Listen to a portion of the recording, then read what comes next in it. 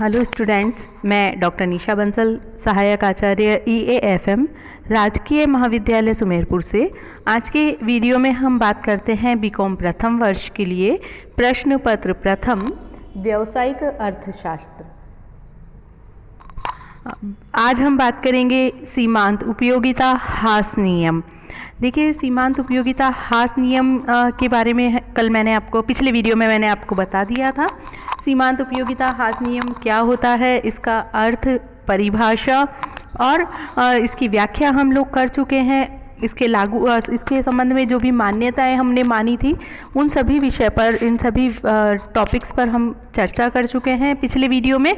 आज के वीडियो में इसी टॉपिक को लगातार कंटिन्यू जारी रखते हुए हम बात करेंगे सीमांत उपयोगिता हास नियम के लागू होने के क्या कारण हैं, सीमांत उपयोगिता हास नियम के अपवाद कौन कौन से हैं, या ऐसी कौन सी परिस्थितियां हैं जिनमें यह नियम लागू नहीं होता, और सीमांत उपयोगिता हास नियम की किन एस्पेक्ट्स पे आलोचनाएं की जा सकती है या इसकी सीमाएं क्या हैं।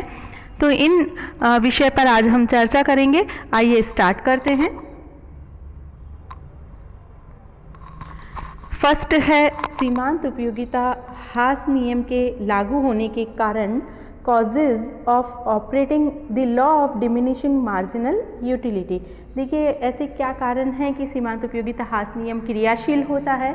तो इसके अंतर्गत फर्स्ट है पॉइंट अपना, आवश्यकता की संतुष्टि, सेटिस्फैक्शन ऑफ वांट्स। यानी कि गॉसेन ये कहते हैं, मैंने आपको बताया था कि सीमांत उपयोगिता हास नियम का प्रतिपादन किया था जर्मन अर्थशास्त्री H.H. गॉसेन ने। तो गॉसेन ये कहते हैं कि किसी भी आवश्यकता की पूर्ण संतुष्टि की जा सकती है। तो ये गॉसेन ने अपना मत दिया था कि हर आवश्यकता की पूर्ण रूप से संतुष्टि संभव है। तो जैसे जब किसी भी आवश्यकता की पूर्ण रूप से संतुष्टि हो जाती है, उसके पश्चात भी उपभोक्ता अपने उपभोग का क्रम जारी रखता है, तो उसे नेगेटिव रूप में उपयोगिता मिलने लगती है। जैसे कि कल हमने टेबल में देखा था कि जैसे ही 6 यूनिट का कंजम्पशन किया था उपभोक्ता ने, उसे पूर्ण संतुष्टि मिल गई थी, उसको मिलने वाली उपयोगिता 0 थी। अर्थात 0 का मतलब हो गया पूर्ण संतुष्टि का बिंदु वो प्राप्त कर चुका था। लेकिन अगर इसके बाद भी वो अपने उपभोग का क्रम लगातार जारी रखता है, तो जो उपयोगिता मिलेगी वो ऋणात्मक में मिलना स्टार्ट हो जाएगी। 7वीं और 8वीं इकाई में देखा था हमने कि -4 और -7 यानी कि उपयोगिता ऋणात्मक हो गई थी। तो इस प्रकार से चूंकि प्रत्येक आवश्यकता की पूर्ण संतुष्टि करना संभव है, इसीलिए यदि उसके पश्चात भी उपभोग जारी रखा जाएगा तो सीमांत उपयोगिता हास नियम अवश्य रूप से क्रियाशील हो जाता है। नेक्स्ट पॉइंट देखिए, आवश्यकता की तीव्रता में कमी, decline in the intensity of wants. देखिए, एक व्यक्ति जब भी किसी आवश्यकता की पूर्ति के लिए किसी भी वस्तु का उपभोग करता है, तो उस व्यक्ति की आवश्यकता की तीव्रता लगातार घटती जाती है। जब कंटिन्यू उपभोग जारी रखा जाएगा तो अगली इकाइयों के लिए आवश्यकता की तीव्रता लगातार कम होती जाएगी। जैसे कि मैंने आपको कल बताया था, एग्जाम्पल के लिए बहुत तेज़ प्यास लगी है, 1 गिलास पानी मिलेगा, तब पहले गिलास में आवश्यकता बहुत तीव्र अपना रूप दिखाएगी क्योंकि वो बहुत कंपलसरी है, बहुत बुरी तरह से प्यास लगी है। लेकिन दूसरे गिलास में वो तीव्रता थोड़ी कम हो जाएगी, तीसरे गिलास में आवश्यकता की तीव्रता और कम हो जाएगी। यानी कि जो उसका चाहने का, पानी को चाहने का जो भी उनका लेवल है वो कम होता जाएगा, यानी कि आवश्यकता एकदम से रिड्यूस होती जाएगी। तो इस प्रकार से जब आवश्यकता की तीव्रता घटती जाती है तो इसका परिणाम क्या होता है, वस्तु की अगली इकाइयों से मिलने वाली सीमांत उपयोगिता लगातार घटती जाती है। इस वजह से, इस कारण से सीमांत उपयोगिता हास नियम क्रियाशील होने लगता है, लागू होने लगता है। नेक्स्ट देखिए आप, वस्तु एक दूसरे की पूर्ण स्थानापन्न नहीं होती, commodities are not perfect substitute to each other. यानी कि व्यवहार में हम देखें तो वस्तुएं सिर्फ स्थानापन्न होती हैं या पूरक होती है, लेकिन पूर्ण स्थानापन्न और पूर्ण पूरक वस्तुएं नहीं पाई जाती। तो एक सबसे बड़ा कारण है कि वस्तुएं चूंकि पूर्ण स्थानापन्न नहीं होती, इसीलिए जब एक उपभोक्ता किसी वस्तु की अतिरिक्त इकाइयों का उपभोग करता है तो उसकी सीमांत उपयोगिता घटती जाती है। यदि पूर्ण स्थानापन्न वस्तुएं हैं तो इस प्रकार से कार्य नहीं होगा, लेकिन चूंकि पूर्ण स्थानापन्न वस्तुएं नहीं होती इसीलिए वस्तु की अतिरिक्त इकाइयों का उपभोग करने पर सीमांत उपयोगिता लगातार घटती जाती है, इसीलिए ये नियम क्रियाशील होता है। नेक्स्ट पॉइंट देखिए, वस्तु के अनेक प्रयोग होना, मल्टीपल यूजेज ऑफ कमोडिटी, यानी कि वस्तु के यदि हम देखें तो अनेक प्रयोग होते हैं और सबसे पहले मनुष्य किसको प्रिफर करता है, प्राथमिकता देता है, जो सबसे अधिक महत्व वाली आवश्यकता है सबसे पहले उसी की पूर्ति की जाती है। तो इस प्रकार से जैसे ही वो प्रयोग पूरा हो जाता है, यदि वस्तु का और उपभोग करते हैं तो उसकी उपयोगिता घटती भी होती है, क्योंकि एक वस्तु के उपयोग बहुत सारे होते हैं और मोस्ट जो इम्पोर्टेंट हमारा प्रेफरेंस है वो दिया जाएगा सबसे सख्त आवश्यकता, जो सबसे अधिकतम प्राथमिकता वाली आवश्यकता है उसको सबसे पहले पूर्ण किया जाएगा। और ऐसी सिचुएशन में जैसे ही उस आवश्यकता की हमने समाप्ति कर दी, संतुष्टि हो गई है उस आवश्यकता की, तो उस सिचुएशन में जो उपयोगिता है मिलने वाली वो लगातार घटती जाएगी। इसीलिए सीमांत उपयोगिता ह्रास नियम क्रियाशील होने लगता है। तो ये कुछ कारण थे जिनके कारण सीमांत उपयोगिता ह्रास नियम व्यवहार में क्रियाशील होता है या लागू होता है। नेक्स्ट देखते हैं हम सीमांत उपयोगिता ह्रास नियम के अपवाद। ऐसी कौन सी परिस्थितियां हैं जिनमें सीमांत उपयोगिता ह्रास नियम क्रियाशील नहीं होता। Exceptions of the law of diminishing marginal utility. तो इसके एक्सेप्शंस पढ़ लेते हैं, हम देखते हैं। फर्स्ट पॉइंट है हमारा दुर्लभ वस्तुएं, रेयर कमोडिटीज़। देखिए कुछ वस्तुएं ऐसी होती हैं जो बहुत दुर्लभ होती हैं, जिन्हें आसानी से प्राप्त नहीं किया जा सकता, जैसे कि डाक टिकट है, दुर्लभ चित्र है, पुराने सिक्के हैं, वो बहुत जल्दी से आसानी से प्राप्त नहीं होते। तो ऐसे सिचुएशन में उन पर ये नियम लागू नहीं होता।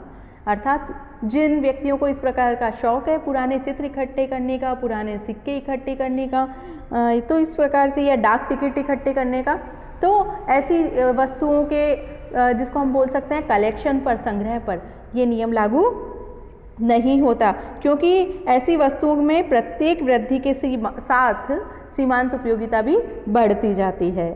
लेकिन यदि हम बात करें कि जैसे कि एक ही प्रकार की वो वस्तु है, जैसे कि मान लीजिए डाक टिकट है, अब एक व्यक्ति ने यदि सुभाष चंद्र बोस की सीरीज वाले डाक टिकट इकट्ठे किए तो वही सेट बार बार वो इकट्ठा नहीं करना चाहेगा।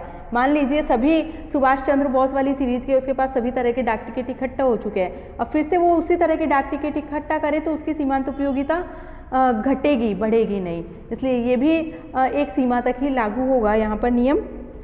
नेक्स्ट देखिए, अच्छी कविता अथवा मधुर संगीत, गुड पोएम और स्वीट म्यूज़िक।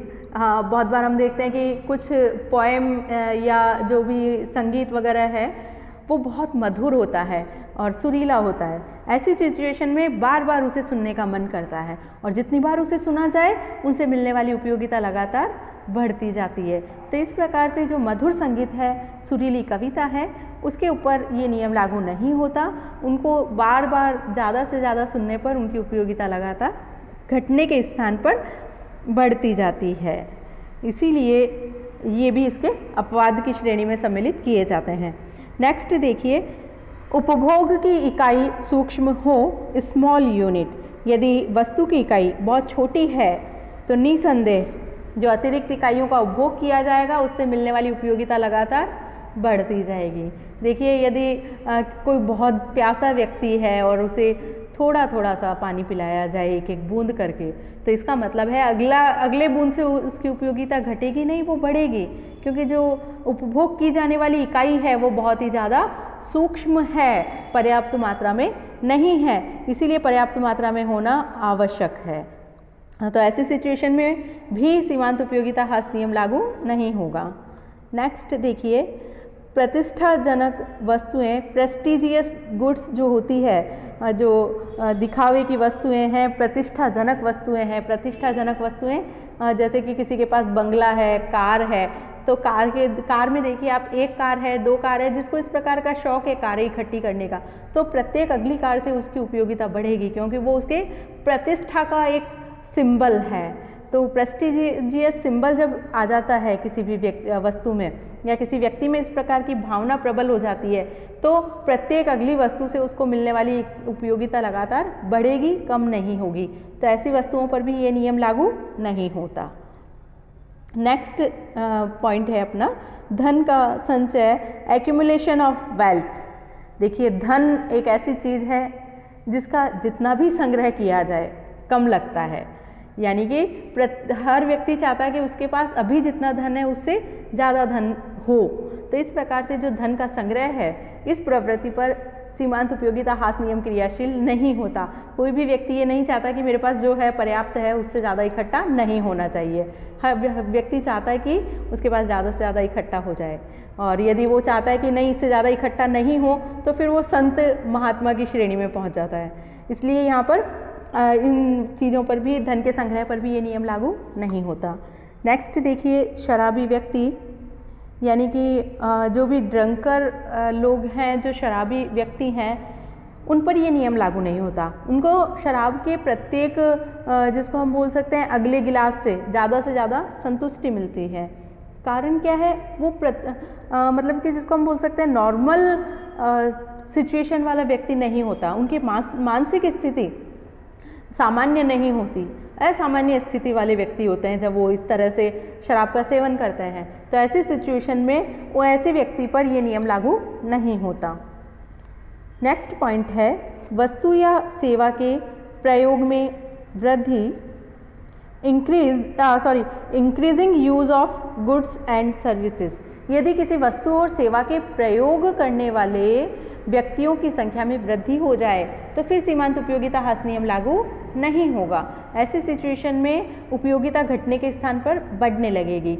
मान लीजिए कि यदि आप व्हाट्सएप यूज़ करते हैं या फेसबुक यूज करते हैं या फ़ोन का यूज करते हैं, तो जैसे जैसे आपकी फ्रेंड लिस्ट बड़ी होगी, ज़्यादा से ज़्यादा ग्रुप से आप अटैच होंगे, आपकी उपयोगिता ज़्यादा से ज़्यादा बढ़ेगी। आप ज़्यादा से ज़्यादा चैट करने को प्रीफर करोगे, ज़्यादा से ज़्यादा बात करना चाहोगे। ऐसी सिचुएशन में आप देखिए उपयोगिता घटी नहीं है, बढ़ी है। अर्थात जैसे जैसे उपयोगकर्ताओं की संख्या बढ़ी, वैसे वैसे उस वस्तु की उपयोगिता भी बढ़ जाती है। तो वस्तु या सेवा के प्रयोग करने वाले व्यक्तियों की संख्या में वृद्धि होने पर भी इस नियम का ये नियम क्रियाशील नहीं होगा।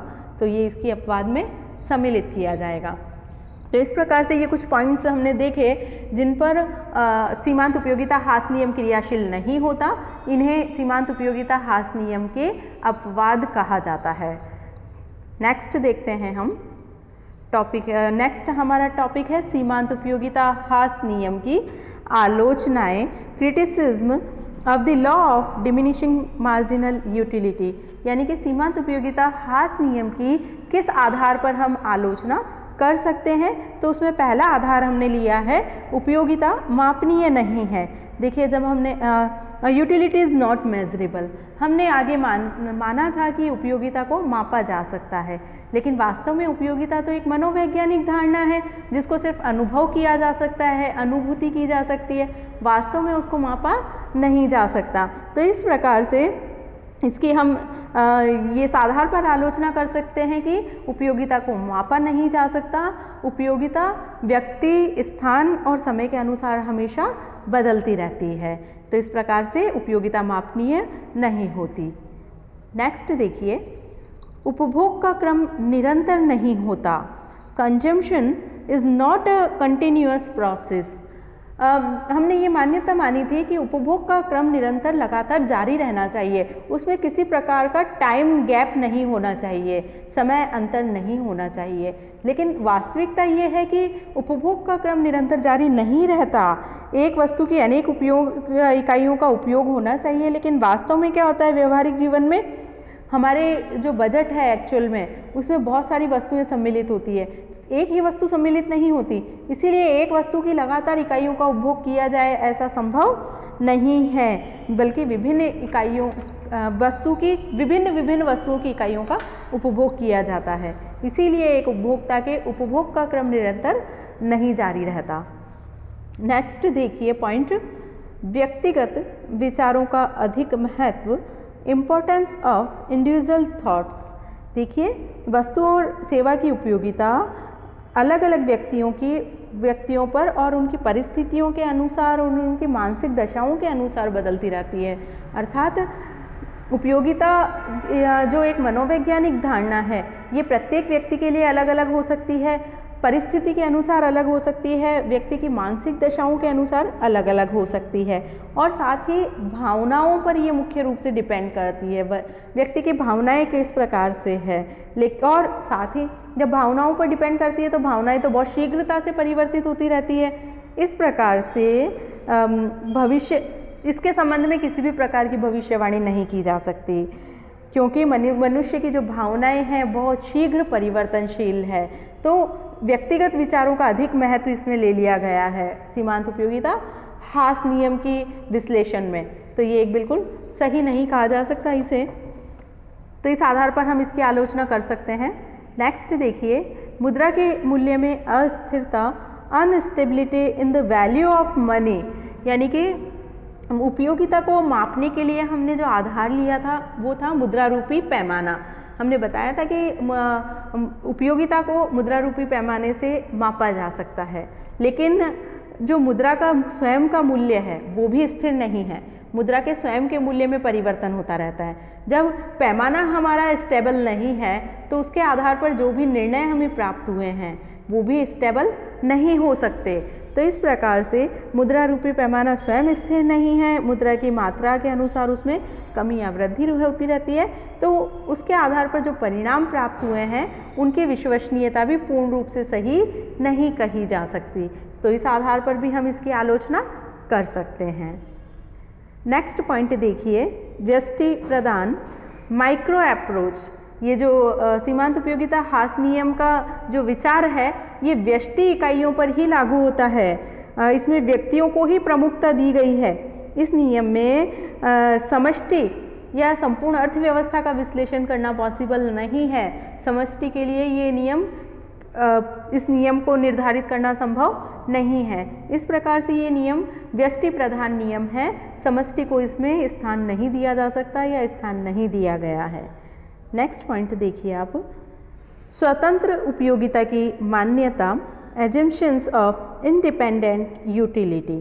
देखिए ये जो नियम हमारा है ये इस मान्यता पर आधारित है कि प्रत्येक वस्तु की उपयोगिता बिल्कुल स्वतंत्र होती है, लेकिन व्यवहार में जो वस्तुएं हैं वो उनमें स्थानापन्न वस्तुएं और पूरक वस्तुएं, इनका प्रभाव भी पड़ता है। स्थानापन्न वस्तुओं और पूरक वस्तुओं के मूल्यों में परिवर्तन होने पर मुख्य वस्तु की मांग पर प्रभाव पड़ता है, उपभोक्ता की मानसिक दशा पर प्रभाव पड़ता है। लेकिन इस नियम में इन प्रभावों की कहीं भी जिसको हम कह सकते हैं विश्लेषण नहीं किया गया है। इन स्थानापन्न और पूरक वस्तुओं के प्रभावों की उपेक्षा की गई है, अवहेलना की गई है, जो कि सही नहीं है। इस प्रकार से सही परिणाम हमें प्राप्त नहीं होते क्योंकि इनकी अवहेलना या उपेक्षा कर दी गई है। तो इस प्रकार से स्वतंत्र उपयोगिता की मान्यता भी बिल्कुल सही नहीं कही जा सकती, वो भी गलत है। नेक्स्ट पॉइंट देखिए आप, मूल्य परिवर्तन, चेंज इन प्राइसेस। हमने ये कहा था कि वस्तु के मूल्य में कोई परिवर्तन नहीं होगा। जब हमने मान्यता ली थी नियम की, उस समय कहा था कि वस्तु के मूल्य में परिवर्तन नहीं होता है, लेकिन व्यवहारिक जीवन में, वास्तविकता में किसी भी वस्तु का मूल्य स्थिर नहीं रहता, उसमें लगातार परिवर्तन होता रहता है। तो इस प्रकार से ये मान्यता ही गलत है कि वस्तु का मूल्य हमेशा स्थिर रहना चाहिए या रहेगा। वास्तव में वस्तु के मूल्य लगातार परिवर्तनशील होते हैं। तो ऐसी दशा में यदि वस्तु के मूल्य परिवर्तन हो जाए तो उपभोक्ता की मानसिक दशा में परिवर्तन हो जाएगा और उसकी उपयोगिता भी परिवर्तित हो जाएगी। तो इस प्रकार से मूल्य परिवर्तन के आधार पर भी हम इस सिद्धांत की आलोचना कर सकते हैं। तो इस प्रकार से ये सीमांत उपयोगिता नियम जो एक हमारी व्यावसायिक अर्थशास्त्र बुक में बहुत इम्पॉर्टेंट नियम है, जिसके आने की बहुत अधिक संभावनाएं रहती है। यहाँ पर हमारा ये टॉपिक समाप्त होता है। आज के वीडियो में हम इतना ही पढ़ेंगे। अगले वीडियो में नए टॉपिक के साथ फिर मिलेंगे। तब तक के